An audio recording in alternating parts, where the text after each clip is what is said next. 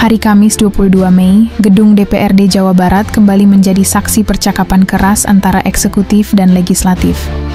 Di tengah rapat paripurna yang syarat tensi, Gubernur Jawa Barat Deddy Mulyadi, atau yang akrab disapa KDM, melangkah ke podium dengan senyum datar namun mata tajam penuh makna. Dalam sambutannya, KDM memilih jalur tidak biasa. Bukannya membela diri, ia justru membuka pidato dengan ucapan terima kasih. Saya berterima kasih kepada seluruh anggota Dewan yang telah dengan tegas mengkritik kinerja saya, katanya lantang, menimbulkan gumam kecil di antara hadirin. Tak hanya sampai di situ, ia pun mengapresiasi langkah hukum Kejaksaan Tinggi Jawa Barat yang telah menetapkan tersangka dari Bank BJB dalam pusaran kasus PT Sritex. Langkah ini adalah bentuk keadilan yang sedang bekerja, ujarnya. Tentu saja suasana rapat berubah. KDM tak segan menyampaikan kondisi nyata di lapangan, terutama soal tantangan investasi.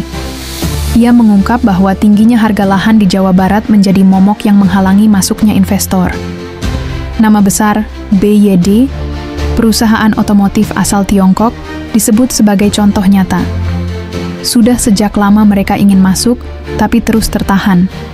Tanah di sini terlalu mahal. Suasana semakin dinamis menjelang akhir pidato. Setelah paparan serius dan nada kritis, KDM tiba-tiba menutup sambutannya dengan celetukan mengejutkan yang mencairkan suasana namun menyisakan tanda tanya. Mari walk out bersama. Ucapan itu membuat ruangan sempat hening sebelum tawa kecil terdengar. Entah itu sindiran, ajakan satir, atau sekadar candaan. Yang jelas, hari itu Gubernur Deddy Mulyadi berhasil menjadikan sidang paripurna bukan hanya tempat adu data, tapi juga panggung dinamika politik yang hidup dan penuh gaya. Saksikan momen penuh warna, tegas sekaligus menggelitik dalam video selengkapnya berikut ini.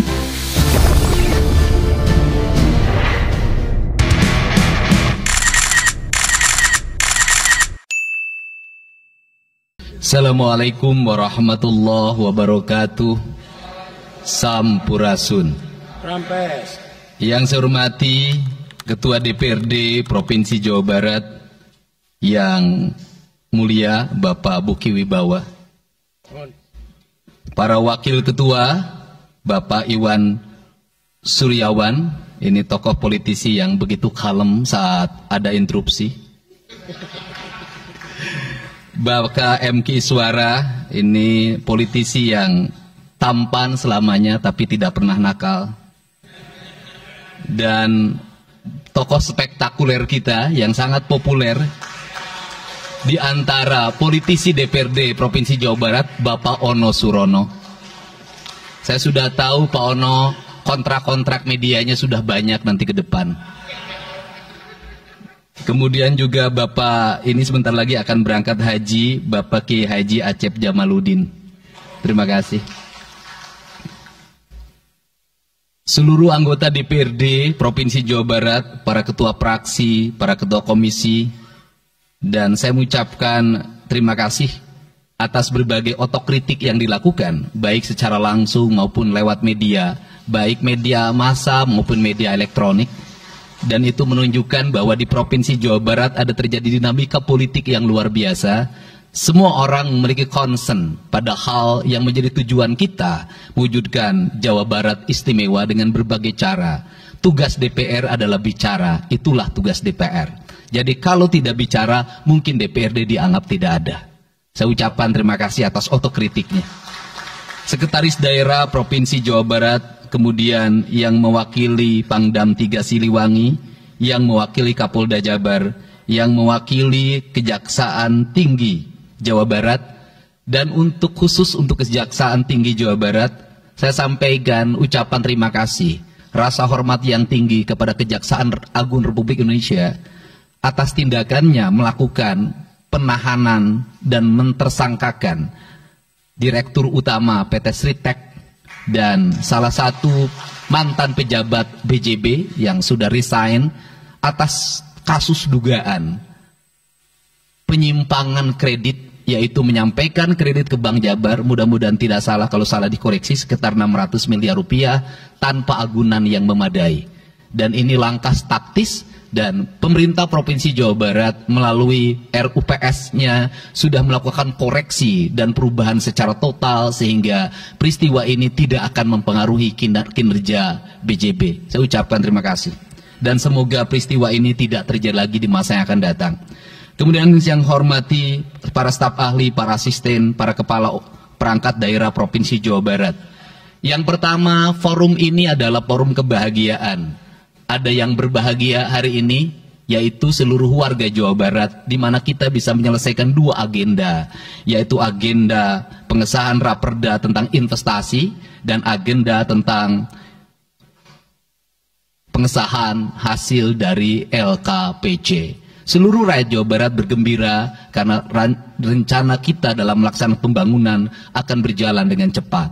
Tetapi barangkali para media sangat kecewa. Karena hari ini tidak kejutan-kejutan lagi sehingga viewernya mungkin agak menurun hari ini. Tetapi kita harus berkorban demi kepentingan rakyat Jawa Barat. Kita kesampingkan viewer, kita kesampingkan komen, kita utamakan kepentingan rakyat Jawa Barat.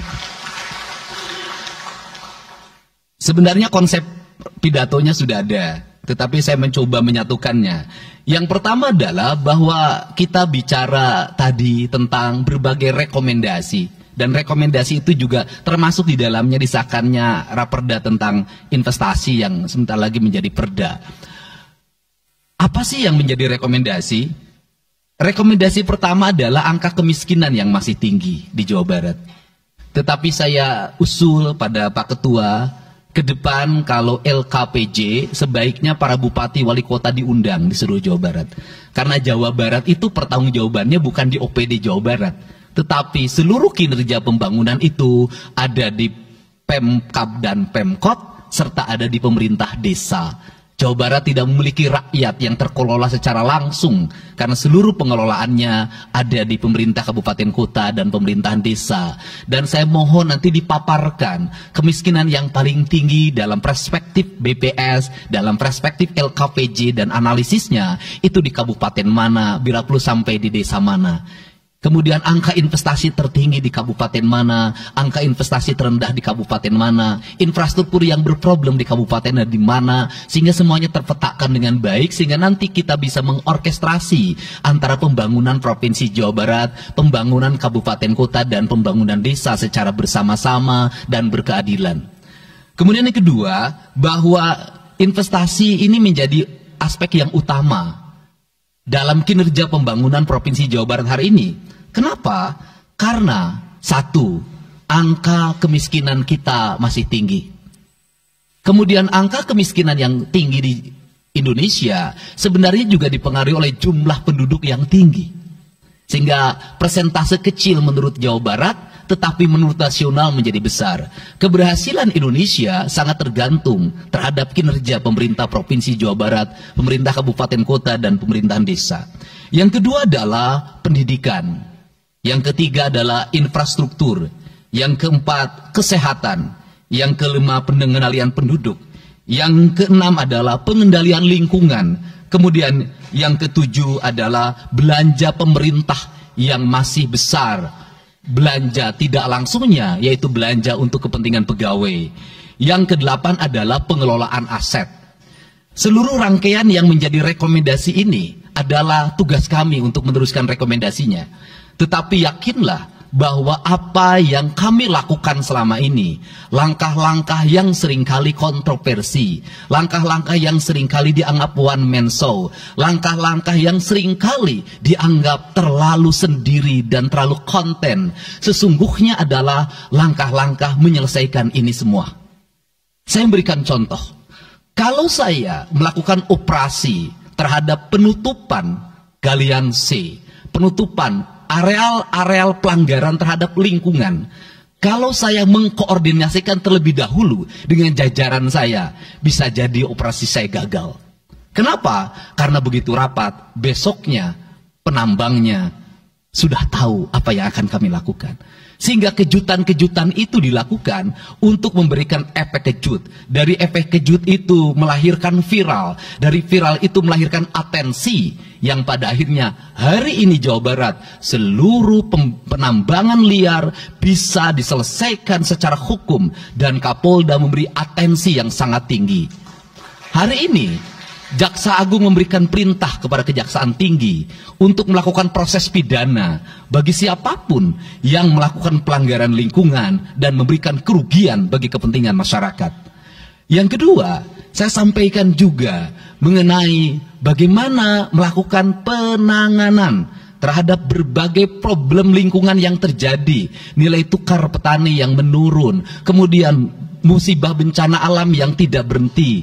Perlu kami sampaikan bahwa Gubernur Jawa Barat sudah mengeluarkan peraturan gubernur yang melarang alih fungsi lahan, yaitu larangan alih fungsi hutan, larangan alih fungsi areal perkebunan, larangan alih fungsi sumber-sumber pengairan, larangan air fungsi daerah airan sungai, dan larangan alih fungsi pesawahan. Yang itu harus segera ditindaklanjuti oleh kabupaten kota dengan melakukan evaluasi tata ruang secara menyeluruh. Karena inilah jalan yang terbaik apabila kita ingin melakukan perubahan lingkungan di Jawa Barat. Kemudian, masih bicara kemiskinan hubungannya dengan pendidikan. Saya sampaikan bahwa problem kita saat ini, saat pemerintah menggratiskan sekolah sampai SMA, swasta masih bayar, maka gratis itu tidak punya makna. Saya tadi di jalan itu bertemu dengan orangnya menangis di depan saya karena seragamnya tidak bisa terbayar. Saya katakan harga seragam berapa? 1,5 juta. Saya balik, jajan anak ibu berapa? Sehari 20.000. Apa sih yang terjadi? Yang harus diperbaiki bukan hanya pemerintah, tetapi juga masyarakat harus diperbaiki.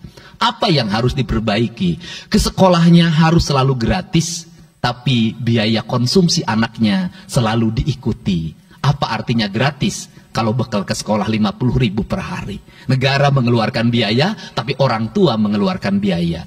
Maka kami sudah mengeluarkan surat edaran. Yang surat edaran itu sesungguhnya sebagai upaya sistematik dan menyeluruh sampai tingkat pendidikan dasar, walaupun itu bukan kewenangan gubernur. Tetapi dari sisi surat edaran gubernur bisa dijadikan landasan bagi para bupati dan wali kota membuat surat edaran yang sama. Apa sesungguhnya yang menjadi alam pikiran saya? Alam pikiran saya, kemiskinan terjadi bukan hanya pada persoalan menurunnya pendapatan, tetapi kemiskinan terjadi yang paling besar adalah karena meningkatnya biaya hidup. Biaya hidup yang tinggi misalnya di sekolah, biaya studi tour, biaya perpisahan, biaya outing kelas, dan berbagai biaya wisudaan, itu adalah biaya yang tinggi dalam pendidikan. Untuk itu, apa yang dilakukan oleh orang tua ketika membelanjakan untuk kepentingan itu? Mereka pinjam bank emok, mereka pinjam bank keliling, mereka pinjam bank pinjol, mereka pinjam NBK, dan mereka pinjam bank Pancasila. Menghentikan ini sesungguhnya, saya lagi menghentikan mereka tradisi meminjam uang dalam keadaan terdesak pada para rentenir. Dan ini strategi untuk menurunkan kemiskinan. Kemudian yang berikutnya adalah perhatian ketika rakyat sakit. Maka pemerintah harus cepat hadir menangani. Kenapa? Karena orang bisa jatuh miskin ke dalam jurang yang lebih dalam. Manakala dia sakit tidak ada yang mengobati, BPJS-nya tidak mampu mengcover, biaya untuk ngontrak selama dirawat di Hasan Sadikin tidak punya, biaya untuk makan untuk keseharian tidak ada, sedangkan tulang punggungnya berhenti karena sakit. Ini juga menyebabkan kemiskinan. Kemudian yang berikutnya, kemiskinan terjadi karena rusaknya sumber daya alam, air yang hilang, sumber penghidupan yang hilang, sumber energi yang hilang, sumber protein yang hilang, sumber kalori yang hilang di lingkungan berupa kerusakan lingkungan, itu akan melahirkan kemiskinan. Maka alam yang tertata sesungguhnya adalah bagian dari upaya untuk menjaga kemiskinan. Kemudian yang berikutnya adalah belanja infrastruktur yang harus meningkat, dan itu di belanja sekarang kita sudah melihat. Itu adalah bagian dari menyelesaikan problem kemiskinan. Konektivitas infrastruktur sangat penting dalam menumbuhkan ekonomi. Tetapi di balik itu kebudayaan rakyat tidak boleh berubah. Kenapa? Infrastruktur baik bisa jadi tanahnya dijual karena mahal, pada akhirnya menjadi miskin kembali. Infrastruktur harus seiring dan sejalan dengan kerangka berpikir publik yang mengerti akan hak atas tanah. Kemudian yang berikutnya adalah pengendalian penduduk. Booming penduduk di Jawa Barat relatif besar. Untuk itu harus dibuat berbagai upaya untuk menyelesaikan problem kependudukan. Saya berkali-kali bercerita bagaimana di Majalengka saya bertemu dengan sebuah keluarga yang tinggal di kontrakan, yang ayah dan ibunya tidur ketika jam 11 siang dan anak-anaknya berjualan di alun-alun. Jumlah anaknya 11, dan ketika saya berkunjung ke tempat kontrakannya sudah hamil lagi yang ke-12. Ini problem. Dan itu saya kemudian di Cirebon, saya berkunjung pada sebuah rumah yang listriknya baru dinyalakan lewat program Provinsi Jawa Barat. Rumahnya itu ternyata anaknya sudah 4. Padahal dia baru saja menyelesaikan rumah dari pinjaman senilai 25 juta.